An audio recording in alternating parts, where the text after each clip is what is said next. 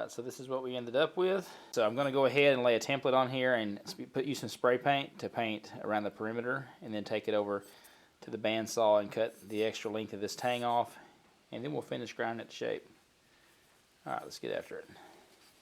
Alright, so I got my high-end things on there to hold it in place, consisting of rocks and a piece of metal, and I'm going to be using some really epic pink spray paint that I had left over from another project I did for my wife to spray on it. Alright, I'm going to let that dry, and then we'll get over and get to work.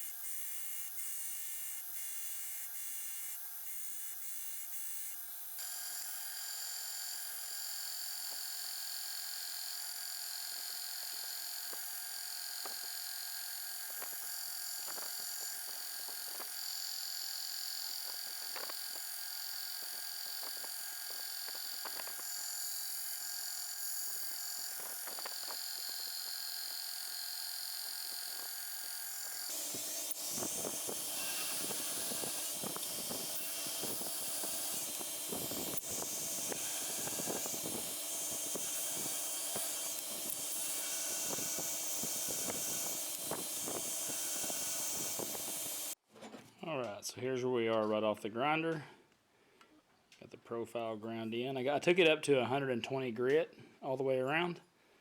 And so now, I'm pretty sure this is work hardened from heating it up and quenching it in the water, dunking it in the water over and over again. So we're going to take it over to the forge, and I'm going to heat it up above critical.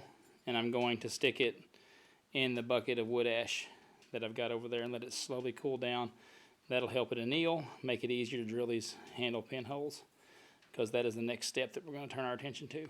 Alright, let's get over there and get it tossed in.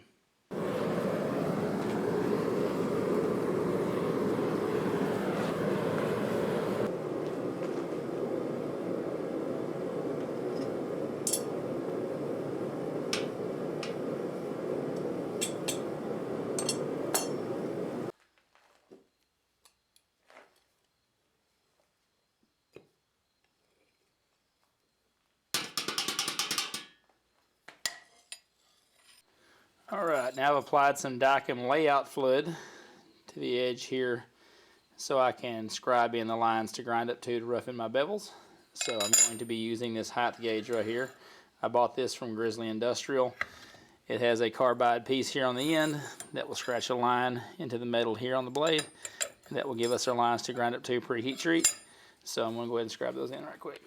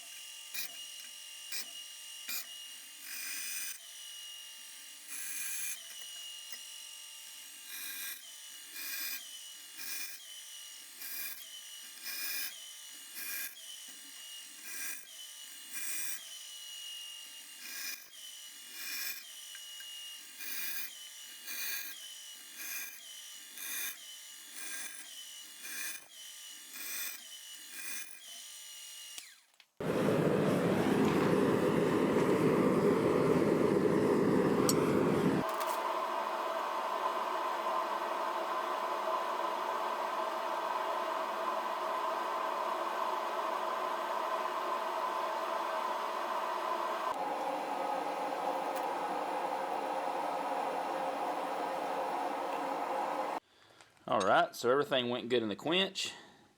Everything went good in the temper. We didn't have any warps, any cracks, or anything show up. I did temper this for two 2-hour cycles at 400 degrees Fahrenheit. So with that being said, I'm going to get my file guide back on here, and we're going to get these bevels finished up and then start discussing the handle. Alright, let's get to work.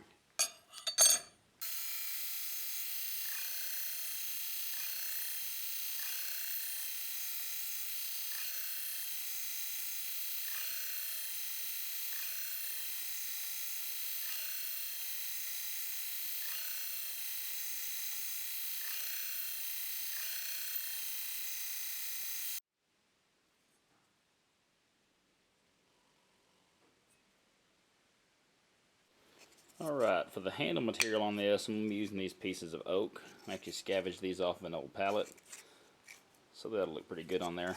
I'll probably end up staining it with some ebony stain before clear coating it. So let's get these flattened up, get them cleaned up, and then we'll get them cut out and drilled and fitted up.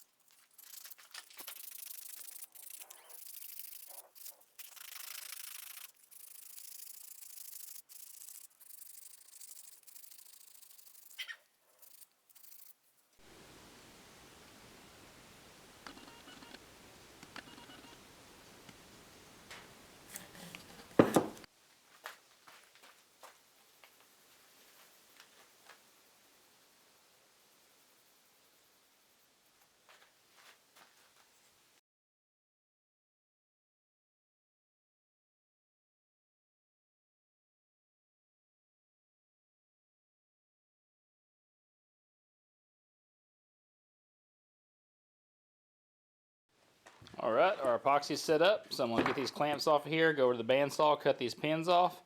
I'm going to grind the profile of the knife, and then I'm going to grind the flats. I'm going to grind the flats first and then the profile. And then I'm going to do a texturing technique on this handle. A lot of you that saw the Kriegsmesser sword was asking how I did the texture work on it, so I'm going to show you with a small wheel attachment how I did that. So let's go ahead and get this unclamped and get to work.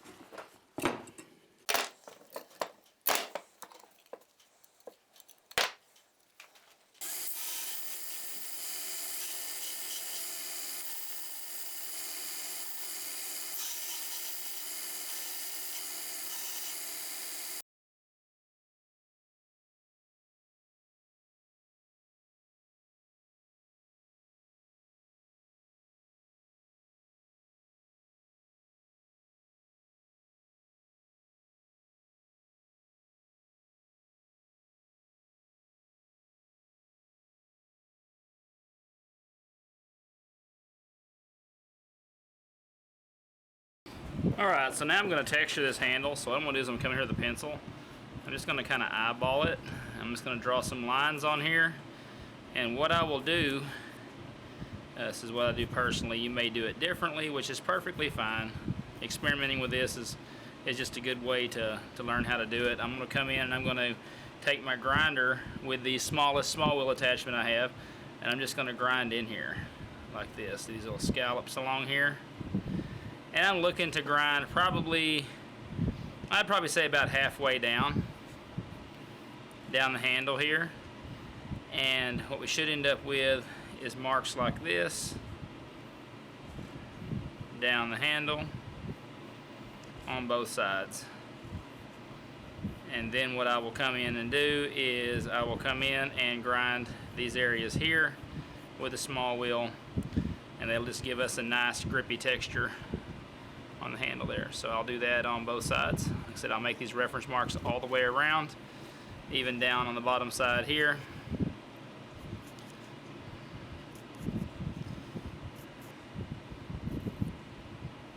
And then we'll get to grinding. So there you go. That's pretty much the gist of it. Like I said, the rest of it is just kind of experimenting around. One way to do this, if you don't want to just jump on your knife and start doing it, your finished knife, is you just take a piece of wood and kind of play around with it, and that'll give you an idea of what to expect while you're doing it. So it'd be nice if my lines were actually straight, huh?